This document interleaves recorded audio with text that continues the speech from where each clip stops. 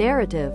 Narrative text is text that tells a series of events sequentially and connected to each other. 2. The purpose of narrative text. The purpose of narrative text are to entertain, to express the feelings, to inform and to persuade the readers by presenting a series of events in a coherent and engaging way. Some narrative text may also have didactic or instructive purposes, such as teaching moral lessons or sharing information about historical events or specific cultural traditional, so that the social function of them is also to educate the readers. 3. Generic structure. Right-pointing arrow orientation.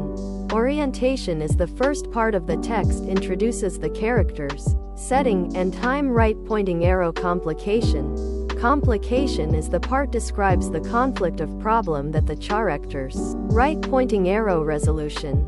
Resolution is the part of the narrative where the conflict of problem introduced earlier in the story is resolved or addressed. Right-pointing arrow reorientation, evaluation, code, is an optional component of a narrative text that serves to reflect on the story and its events, reinforcing the moral lesson or theme the section typically appeals at. The end of story.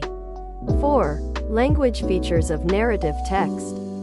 A. Using past tense. Using the past tense helps to create a sense of time and sequence, which enables the reader to follow the plot and understand the progression of events. B. Using action verbs. Action verbs is used to represent the action done by the subject in a sentence.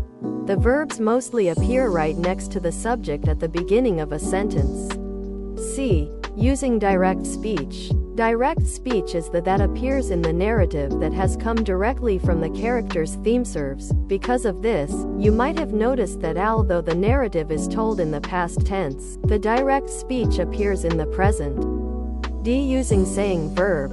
Saying verbs indicate speaking. The most common saying verbs are say, or, said.